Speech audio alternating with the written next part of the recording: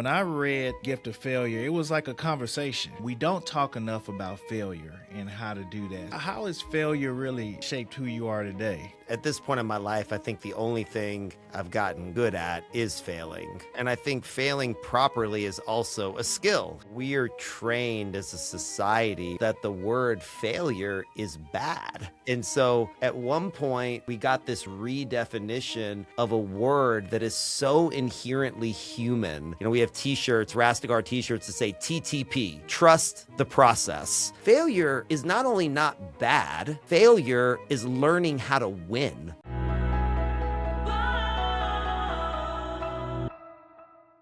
All right. Well, welcome to this edition of Your Health, Your Wealth.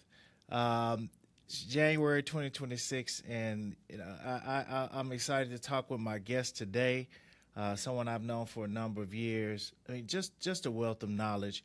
I know that this is going to be one of many podcasts we're going to do together, but I want to welcome my guest, Ari Rastegar. He's a best-selling author of the book The Gift of Failure, investor, real estate mogul, portfolio of north of billions probably at this point. It's like every time I look up, it's growing more and more.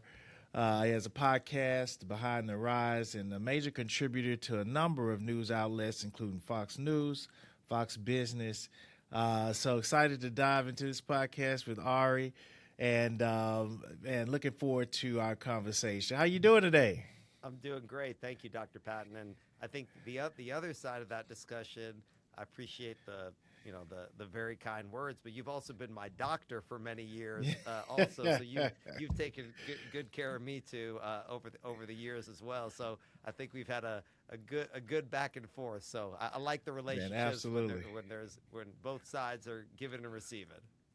Absolutely, man. And I've been following you, and I love listening to the podcast that you're on. I love your personal story, and I've read your book, and I want to start by talking about your book. Sometimes you read books, and particularly self-help books and so forth, and it's like someone talking to you from a podium. But when I read the Gift of Failure, it was like a conversation, and I learned so much from it. I learned that we like similar authors, we like similar books, Think and Grow Rich, and Rich Dad Poor Dad. We share some about my favorite poem is Invictus, but but for a lot of people who are on this journey, it's a new year. They want to do things different, whether it be with their health, whether it be with their finance. We don't talk enough about failure and how to do that. So, just in general, how has failure really shaped who you are today? Well, look, failure, and at this point in my life, I think the only thing I've gotten good at is failing, I think. And I think failing properly is also a skill, in Absolutely. fairness. And I think there's a lot of baggage around that word. So just off the top, we are trained as a society or as a culture, and probably not just as a culture, American. I think this might be a global phenomenon, is that the word failure is bad. Yeah. And so at one point we got this resignification or this redefinition of a word that is so inherently human. And what I like to think about is I have three beautiful children, 2 girls, 1 boy, and I think of it always of when my oldest daughter was learning how to walk. And so there was a time where as parents, you look at this, this little human, and Picasso used to say it took me 4 years to learn how to paint like Raphael, but a lifetime to paint like a kid. And I think that learning so much from children and not giving them that respect of being little humans, I think is something we're missing out on, quite frankly. So in watching Victoria, my oldest, learn how to walk, we lived in New York City. We had a little apartment that we thought was a mansion at the time, and she'd stand up and fall down. And us as parents, we'd look and say, "Oh my God, she did a great job!" And so there was this attitude, this emotional response that as parents, which I think later evolves into our educators, which involves into our coaches, which involves into our teachers, and so on, where we were encouraging failure, literally Mm-hmm. saying, "Do it again. You can do it. Try it again." And all these are the underlying principles of the Think and Grow Rich, or of the, all these things that we read, to where the human experience is designed for experiment, Uh-huh. experience. And so Yep. it starts at that young age. But at one point, and maybe someone smarter than me can figure out when this change happens, where it turns into, "Oh, you can do it, stand up." It's not like, "Oh, you didn't learn how to walk, she'll never walk again, she's not going to learn how to walk, let's throw this one out the trash." You just keep Yeah. trying until you do it. And then at one point, maybe it's modern education, maybe it's kindergarten, I think it's before that, but saying, "No, you didn't do, you tried to do something and you did it wrong." And that was all of a Mm-hmm. sudden wrong, not the process. And we say a lot, in our teams, we have t-shirts, Rastegar t-shirts, that say TTP. And that's trust the process. And Yep. this is the process. So my definition of failure, after looking at it and becoming and failing so damn much at basically everything I've ever done, but taking back and looking at it and say, whoa, failure is not only not bad, Yeah. failure is learning how to win. Yeah. And literally, and it sounds a little pithy, to say it, but that is literally the process of how we learn. We try something, we try it again. As you were in medical school and I was in law school, this is what clinicals were for. This is what, working with mentors and apprenticeships, and throughout the history of the world, the greatest of anything had coaches. And you go to take the shot and say, "Nope, go try it again, go over here. I'll go like this, try. And so I don't know how all that got discombobulated, but Yeah. quite literally, the only true failure that I can think of is not trying again.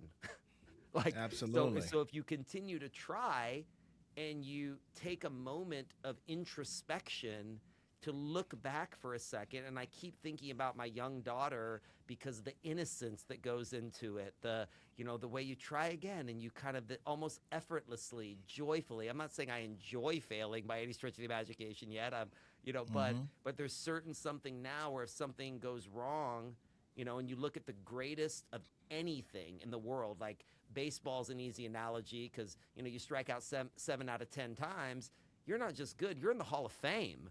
And so, like, the greatest shooters on Yeah. earth, if you're getting 52%, you know, you're incredible. I mean, but then, so my Absolutely. point is, I think there's a whole new school of thought around looking at how we view just that word, and the negative connotation that has Yeah. been built around it is really the source, because how we learn quite literally is by Mm-hmm. failing.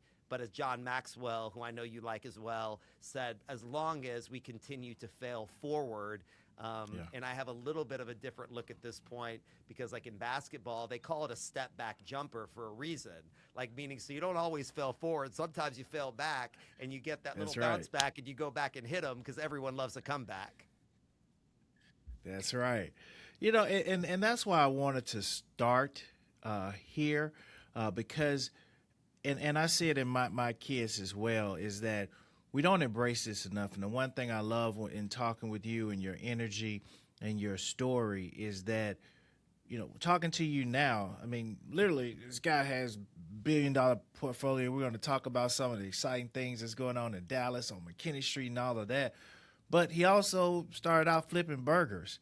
And and if you read your book, which I highly advise listeners and those watching to really pick it up, you learn about the story of Ari Rastegar and the times, but every time got back up, and now he has built this portfolio. So if you're wondering, like, why did he invite this wonderful guest on to talk about failure? Because there is something in that in everybody.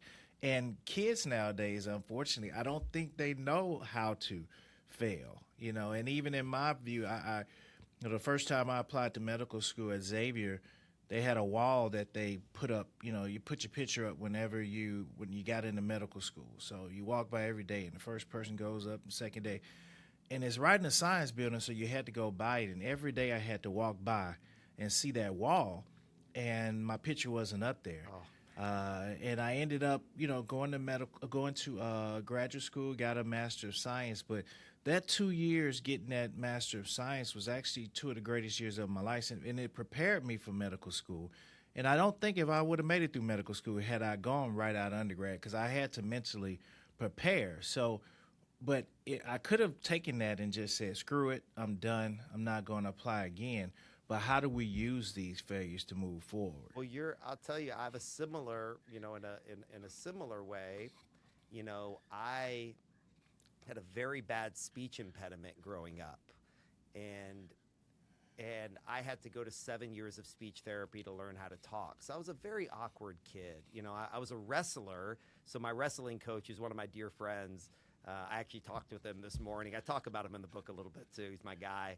He'll say is like, being a wrestler, that's how you learn, how to operate from your back. And he'll equate this to learning from wrestling. And maybe he's right. I was a mediocre wrestler on a great team, but I didn't have the grades or the ambition in high school to get into a university. So I went to two community college, to Richland Community College in Dallas, and then to Blinn Community College in Bryan, Texas, before I transferred into Texas A&M. I did graduate, top of my class, and went on to, school in Mexico, and then law school, and all that. But similar to you is, those years in community college were the best thing I ever did, because I wasn't ready for A&M. Yeah. I didn't know how to study. I didn't have the study skills. I didn't have the patience, and I learned how to do it in that environment where luckily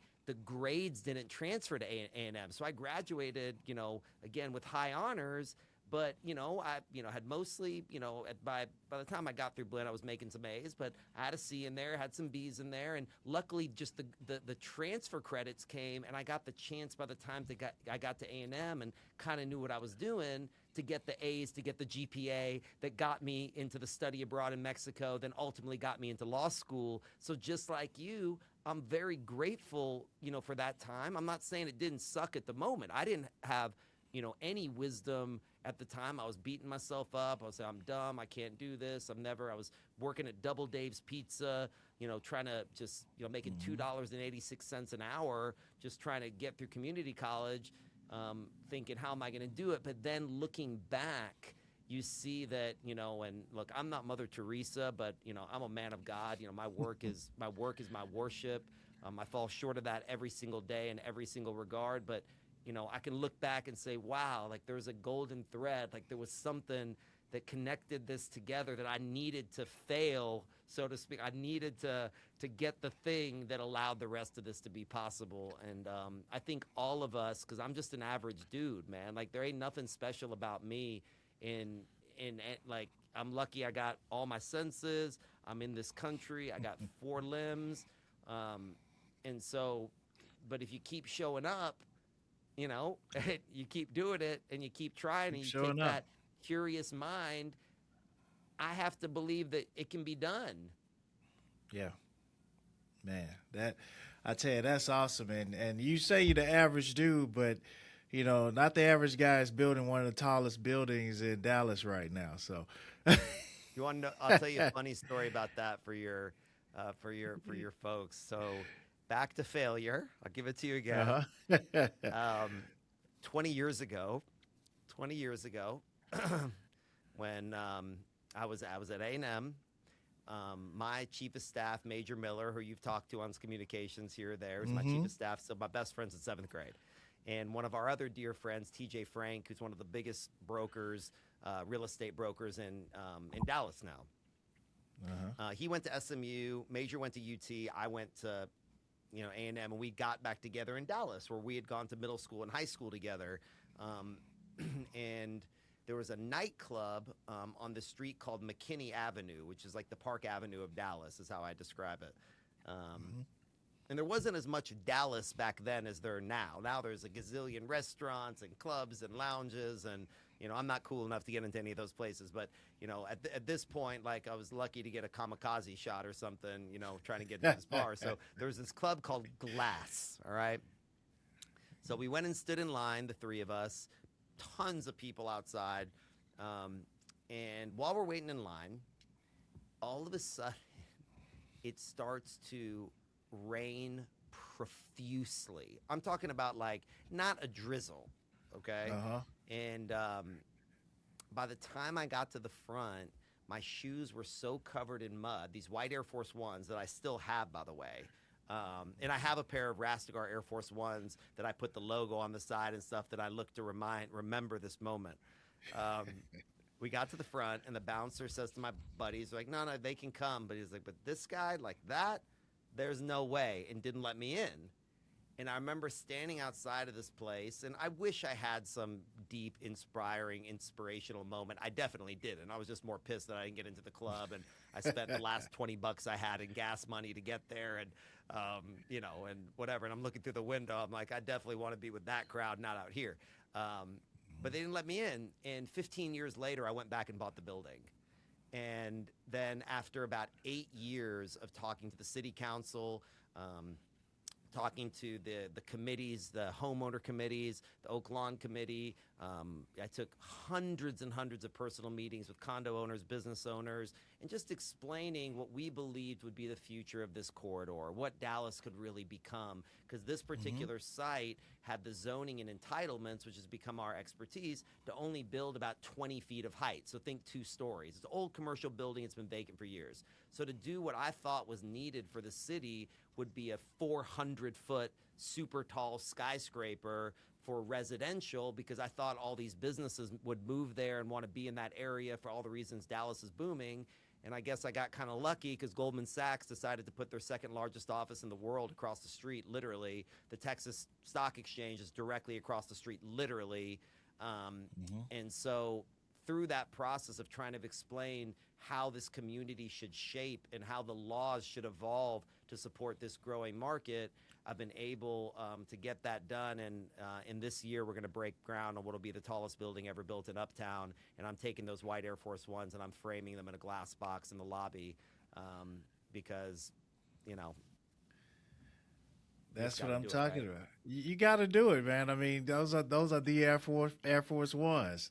I love hearing that. A guy asked me, a friend of mine asked me that's, kind of does a bunch of stuff with Nike, and I got a little kick out of it. He was like, and he kind of like you, he's like, Ari, like, how did you do that? Like, how did this happen? I was like, I don't know. I just did it. And then at that moment, he's like, well, what do you want to say to young entrepreneurs? And kind of dawned on me, like, just do it. Exactly. So next to your Jordans, you're gonna have the new line of Nike Rastegar Air Force Ones Ari coming. Force Ones. Ari Force Ones. I don't think anybody's gonna buy them like they buy Yeah. Jordans, but maybe I can get me and you a pair, and maybe we can Yeah. 2 pairs sold. Man, that is good. But what's going on in Dallas, and I love to hear your take on this, because I follow your commentary on a number of business, and there are a lot of exciting things with the thought of the new stock exchange, and I know that you have been real heavy in the real estate. There's a lot going on with oil and gas. Where do you see the future as far as with what's going on in Dallas to Texas with the new stock exchange and everything else? And how are you positioning yourself, or already are positioned in that arena? Well, look, I think there's no question when you follow, when you follow the numbers, okay, and real estate, as much as some of these stories, as I said, in hindsight, sound very inspiring, and and look, I myself, like, I look back and I just think there's so much grace that's gone into it, and so many things that went right that had nothing to do with me to make these possible, in fairness. But if you follow the numbers on just population growth, okay, just stick in there.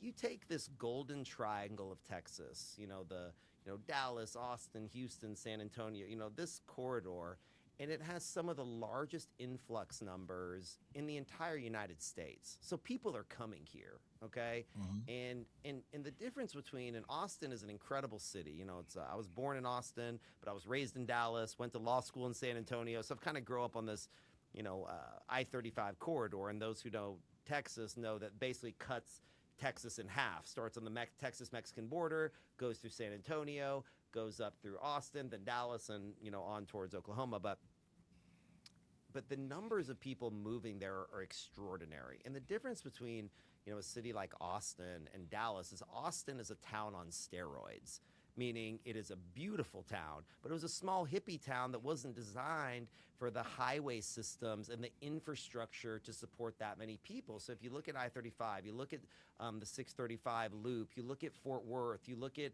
the size of the airport for DFW, American Airlines headquarters, there's things that were planned to the city planning, and Houston has a lot of these similar points as well. It was built to be a metropolis. It was built to house that many people. And so because of that, it is, in a way, the city planners, had the foresight to know that this type of land, this type of topography was designed to have a lot of people. And because of that, companies like financial service companies like JP Morgan, Goldman Sachs, Bank of America's, new tower is going to be completed right next to us on the other side of 1899 McKinney. But these are major companies that have been in Dallas for 30, 40 years. Goldman, Wow. I think, went to Dallas the first time in the late 60s. And yes, they're getting more notoriety and things now, but the financial services, AT&T, these major brands that have had a staple in Dallas are large employment hubs that are designed to scale at that level. And because of that, Dallas is suited for so many different reasons for the suburbs to continue to grow. Like if you go north on the tollway in Dallas, you got Plano, and then you're hitting, Prosper and Salina, and, it just keeps going. And, Austin has real geographic barriers to some of that stuff. We've seen it in Houston a lot, what's happened in Spring and the Woodlands, and, it keeps going out. And so there's a lot of foresight that goes into it. And on a much smaller scale, we've thought a lot about this on a 318-acre site that we own just south of Austin in a city called Kyle, Texas. So it's basically 20 miles south of Austin, 60 miles north of San Antonio, right on I-35, which that growth with Texas State University right in the middle of both as 50,000 kids is the population densities there. So looking at that land, it was two different parcels, 200 acres, 118 acres. When we have a little more time, I'll tell you the story of how the hell that came together, which was insane. But it was basically a farm. So having to go and say, wow, in 2009, Kyle only had 5,000 people and no stoplight. So how can I look at this and say, wow, what is really going to be needed? Well, we thought maybe some green space. So we designed a 60-acre green space kind of area that would have a beautiful park, beautiful walkway. And then, my dream was to have a school on a site that we built. So I donated 11 acres to the city of Kyle to build the new elementary school, which I'm proud to say opened this year. So we have an elementary school on our site, and then a huge commercial space, which we call kind of a Texas town square in the middle, where you can go to a local restaurant, you can go to your barbecue shop, and then 1,000 single-family homes and 1,400 apartment units. And so by looking at it from that vantage point, you can start to create and shift and design how a community will really be built, and then the people obviously come to populate. And the folks that did this at a grander scale with Dallas, the way the folks that did it with the country city-state of Singapore have done it with such precision and such foresight that it's pretty amazing to see it happen, because all the census bureaus that I'm reading say by like 2045, Dallas will be the most populated city in the United States of America. Yeah, it's certainly moving in that direction, and it's kind of like Houston. It keeps spreading out, and you keep waiting for that boundary to end, and it just keeps going. But it can. Houston on one side, which I think over the long run is good, is there's water. That you go to the Port of Houston, which people like, and I grew up going to Galveston and going down in those areas, and But yeah, there's, and then Texas, I think, compared to a lot of other states, has done a good job. They've done a good Yeah. job to create an environment, anything that's run at a big scale, whether a company, a country, or a state, surely has its things and stuff that can be Hmm. improved on, and everybody's got opinions. But I think overall, in the grand scope, Texas has done a good job of being a place that can welcome different people, have diverse backgrounds, be a place that's friendly for business, friendly for individual liberties, to start Hmm. companies. Median housing prices are still within the reasonable range with respect to other states that have this employment potential, which I think Hmm. is very exciting. Clearly, we have fair weather climate. I say fair weather, but it was 110 degrees for, literally it's like, 90 degrees like today in the winter, but mildly somewhat fair weather climate. So Yeah. yes, I think all of that together has created a really cool environment that people are going to be able to, come to, Yeah. have a solid employment, raise their families, be able to hopefully buy their homes, keep their Yeah. homes, and yeah, so that's pretty And cool. the, and the access to international markets. I mean, you got That's South right. America, you got Central America, you have, the airports in Dallas and And you're Houston. right in There's the middle of the access U.S. everywhere. Just, I mean, right. So you can Yeah. get to L.A. fairly easy, you can get to Miami Uh fairly huh. easy, get to New York fairly easy. Exactly right. And there's a lot of, Yeah. I like a lot of the cultural implications of having Mexico close. And I certainly like breakfast tacos and, my enchiladas and stuff too. So I'm very grateful for the Mexican food culture. I lived in Mexico, for several years. I did Uh, kind of not exactly like a master's, but kind of a study abroad master's certificate in international business. I studied at Monterey Tech, mhm. which had a reciprocal exchange program with A&M. And so I got to be down there and learn the language and learn their beautiful culture. And, That's I awesome. don't have much time these days, but when I do, I like to go down to Playa del Carmen or get away to Tulum. And There you go. it's nice to be an hour and a half flight away. Absolutely, man. So I want to shift gears now and talk about something else that I know is important to you, and this podcast being your health, your wealth. I know that you are a strong advocate for taking care of yourself. I Power am. of medication. I mean, not medication. Power of meditation. Yeah. Sorry, let me say that correct. Absolutely, the power of Well, I of would uh, say that of meditation meditation. is medication. Yeah, well, you know what? You're right. You're right. So I I'll think take you that. said it Yeah. right. So I think that's you the actually said it medication right. is meditation because I absolutely. I talk to my patients all the time about different things, and I say, hey, especially these pro-inflammatory conditions, migraines, MS, and so forth.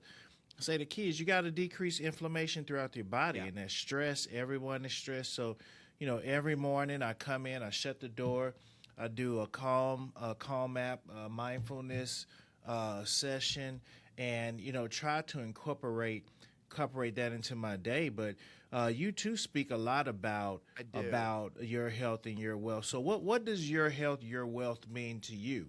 Well, well, look, first of all, Ralph Waldo Emerson, one of the greatest thinkers, certainly in American history, said health is wealth, Hmm. and I know it sounds a little corny. I know people say that or whatever, but quite literally, I have a huge book of medical doctors. I've worked with us for years, invested with us for years, and so I've been very privileged to talk with them. And several of our investors are big, large medical malpractice insurance companies. So I get the benefit of talking to great doctors like you and learning from them and seeing the side of the Western medicine, seeing a little side of the Eastern. And um, I'll tell you that, somebody um, that has their health has a lot of dreams, but somebody that does not have their health has one dream, and that's to be better. And I Hmm. think that a lot of times we take it for granted, and me too. I can tell you very clearly.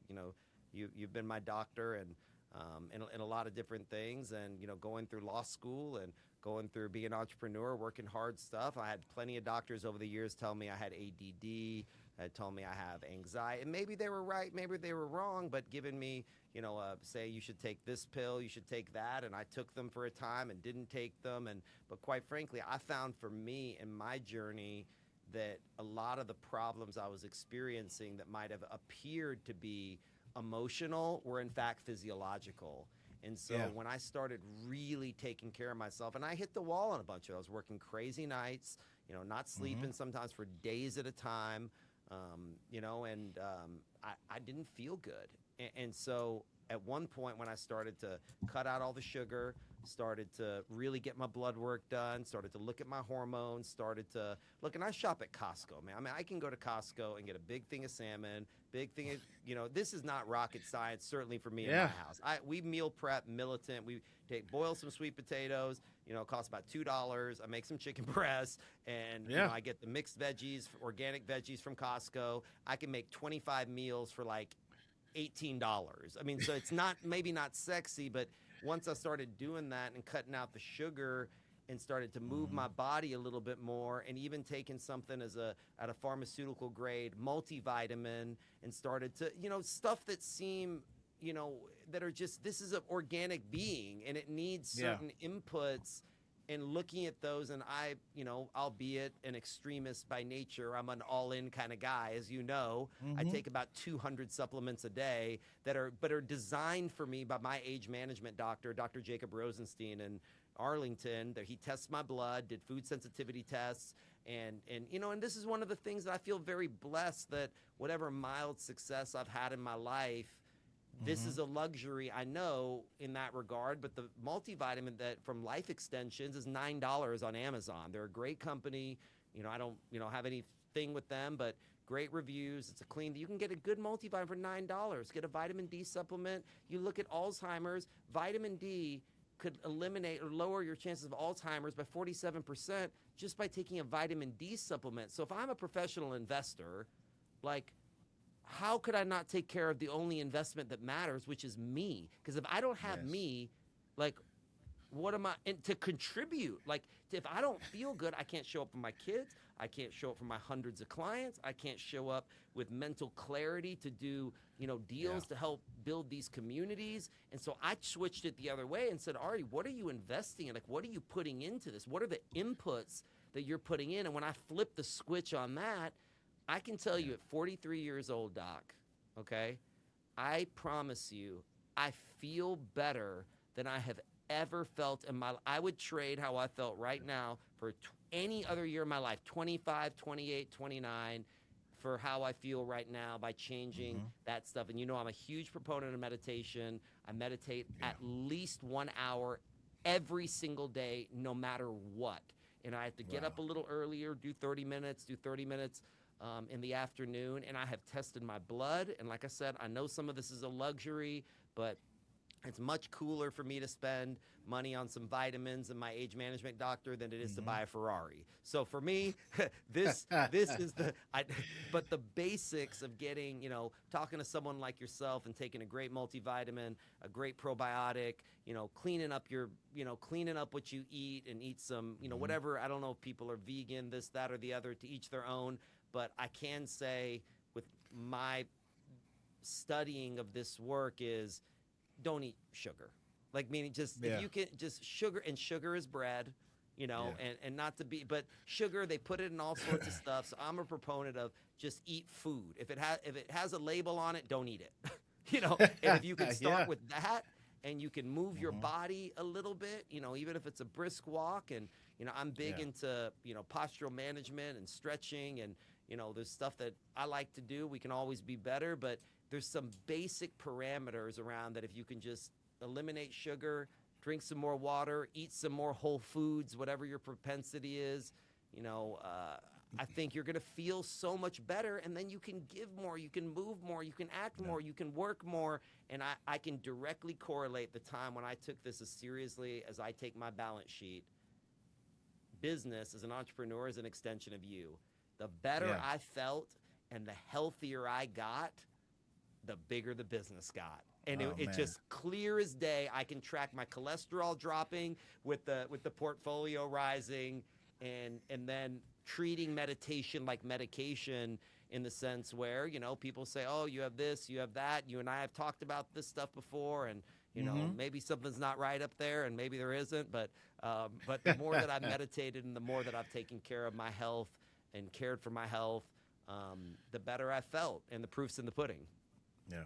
And coming from someone who's an investor, an entrepreneur, like I said, leading a portfolio, that statement alone, as far as investing in yourself, just like you invest in your finances, is something that I try to preach. Because, when I look back over the times when I haven't been the most productive, or things start falling through the cracks, or I'm like, man, why didn't I make this diagnosis sooner in this patient? I look back and I'm like, man, I hadn't been eating right. I haven't been, doing those things to take care of myself. We have to forgive ourselves for being human in that regard. Me too. Like there's times where, look, I like French fries too. I like pizza too. Like I'm not, I like it too. Like it's not like I don't like it. And so I figured out a way, just like I do my portfolio, just like my plan is. When I'm with my kids, I eat pizza.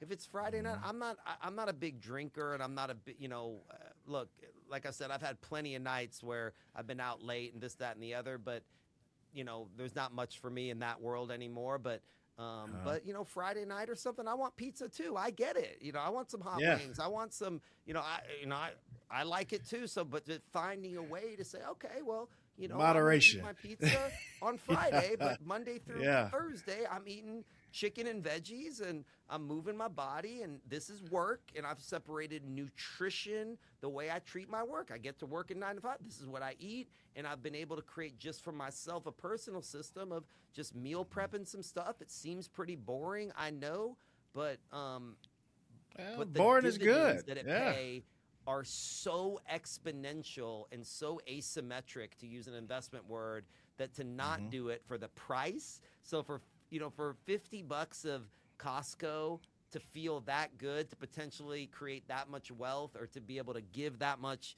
love and attention and roll around on the ground with my 6-year-old, might be the damn best investment I've ever made. I love it, man. I love it.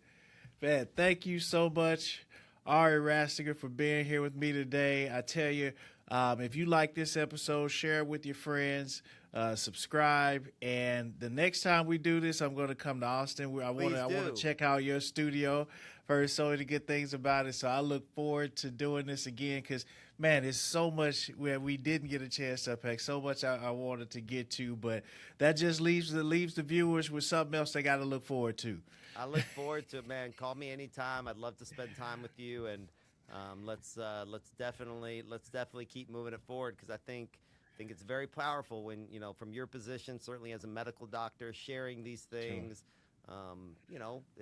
It affects a lot of lives, man. And and like I said, I'm a nobody from nowhere, and these are the little things that I've kind of picked up over the thing, but I have found in my life that the little things are the big things. It's absolutely. And again, I think cliches are cliched for a reason. People say these things for thousands of years, and guess what? If they're saying them for thousands of years, they might be true.